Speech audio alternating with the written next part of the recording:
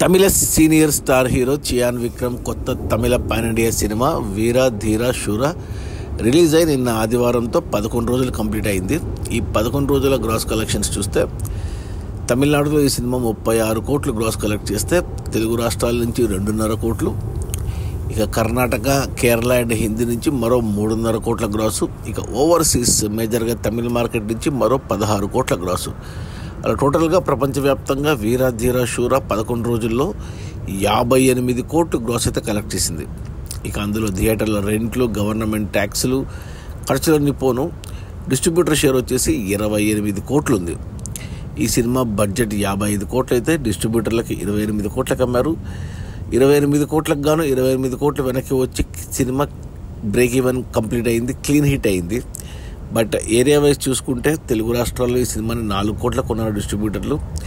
2.5 కోట్ల గ్రాస్ గాను 1 కోటి షేర్ వచ్చింది. ఇంకా 3 కోట్లు రావాలి తెలుగు రాష్ట్రాల్లో హిట్ అవ్వడానికి, అంటే 6 కోట్ల గ్రాస్ రావాలి, అది కష్టమే. సో తెలుగులో సినిమా కమర్షియల్గా ఫ్లాపు. ఇక కర్ణాటక అండ్ కేరళ అండ్ హిందీ పరంగా కూడా సినిమా పాన్ ఇండియా లెవెల్లో సినిమా కమర్షియల్గా ఫ్లాప్ అయింది. బట్ తమిళనాడు వరకు సినిమా హిట్ అయింది. ఇక ఈరోజు సోమవారం వర్కింగ్ డే. ఇక ఈ వర్కింగ్ డేస్లో కలెక్షన్స్ ఉండవు. ఇక ఏప్రిల్ 10న తమిళ్లో good bad ugly Ajith cinema ఉంది కాబట్టి ఈ సినిమా రన్ కంప్లీట్ అయినట్టే. మరో 1 నుంచి 2 కోట్లు గ్రాస్ రావచ్చు. సో 60 కోట్ల గ్రాస్తో కంప్లీట్ అవుతుంది సినిమా రన్.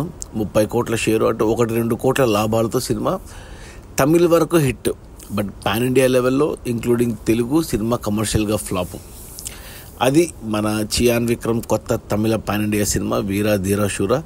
రిలీజ్ అయిన మొదటి 11 రోజుల్లో 58 కోట్ల గ్రాసు, అందులో డిస్ట్రిబ్యూటర్ షేర్ వచ్చేసి 28 కోట్లు.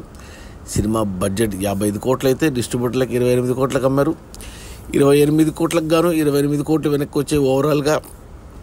బట్ ఏరియా వైజ్గా చూసుకుంటే ఒక తమిళనాడు తప్పిస్తే మిగతా భాషల్లో సినిమా కమర్షియల్గా ఫ్లాప్ అయింది. బట్ తమిళ్ వరకు cinema hit, clean hit. Okay, bye.